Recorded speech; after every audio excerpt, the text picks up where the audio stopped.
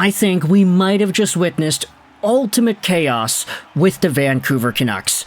Because tonight, on Thursday, January 2nd, Vancouver wins against the Seattle Kraken 4-3 in the shootout. A rematch of last week's festivities where Seattle came back from down by 3 in the last 5 minutes of the third to win the game in overtime. Seattle almost did the old how you do one more time. Down by 1 in the third period, they tied things up late once again. And Vancouver, against a divisional rival like Seattle, ends up giving away free points. Like, subscribe, comment, share on Facebook, and tell all your friends because we are doing a giveaway, baby.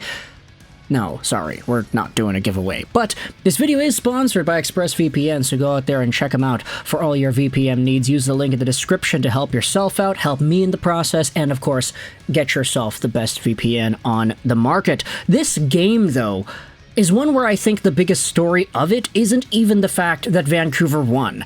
It's not the fact that Tyler Myers had to play #1 defense minutes. It's not the fact that Guillaume Brisebois was in for Erik Brannstrom. By the way, Brannstrom, healthy scratch. Nothing's wrong with him. He just didn't play. The biggest story of this game is the fact that Thatcher Demko got taken out and he was injured one more time. And this time, it doesn't look like too big of a play that completely takes him out. He ends up falling because Noah JUULSEN is right there in the crease, trying to clear out the front of the net, and JUULSEN, as he comes over to the Kraken guy right in front of Demko, he kind of lightly taps Demko on the side of the leg there, which causes Demko to fall down. Seriously.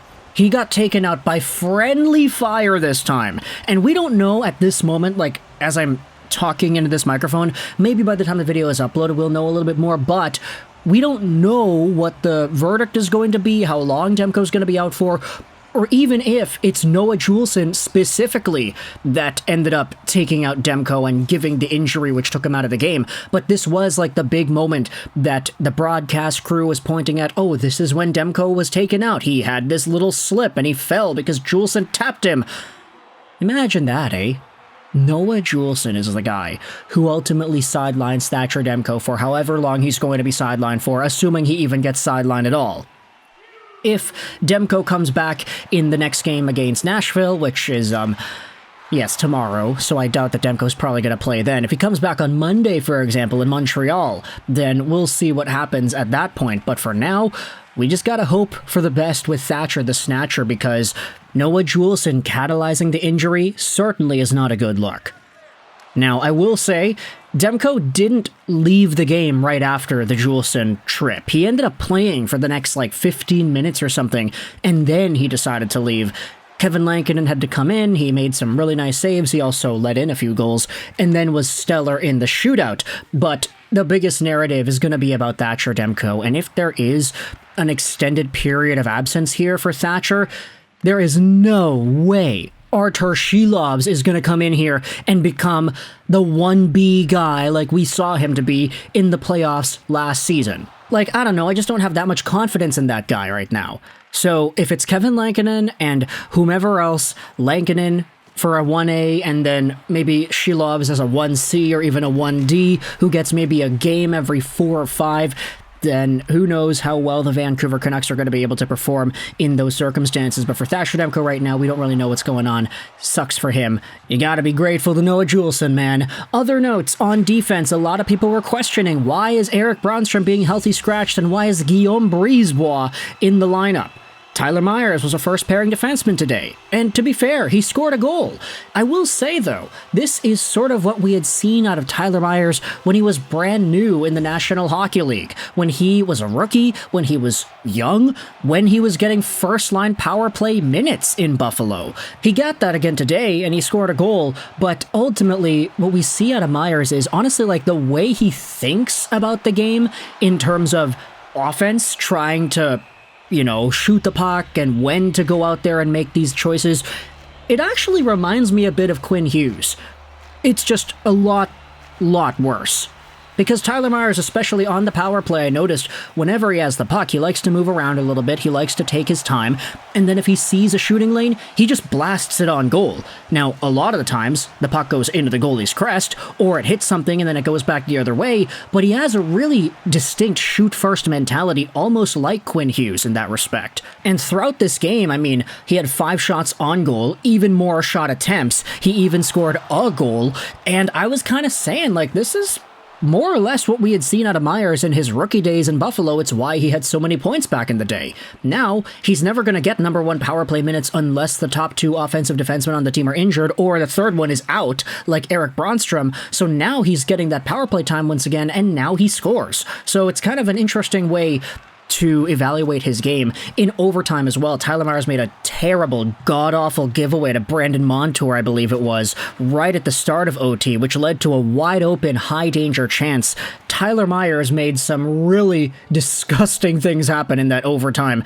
But anyways, let's talk about the goals really quick, and then we'll go over into some of the final notes. First goal of the game scored by Chandler Stephenson. He's coming down the wing, he shoots it, it goes in off of Demko. It's not a good goal at all. That needs to be stopped. Demko just gets beat straight up. It's not really clean because he did get a touch on it, but still, if Thatcher, the snatcher, needs a little bit more time to rest up and get his instincts back to form, maybe this injury is a blessing in disguise, because he has not necessarily looked his best this season, and that goal, I think, is one of the worst examples of that.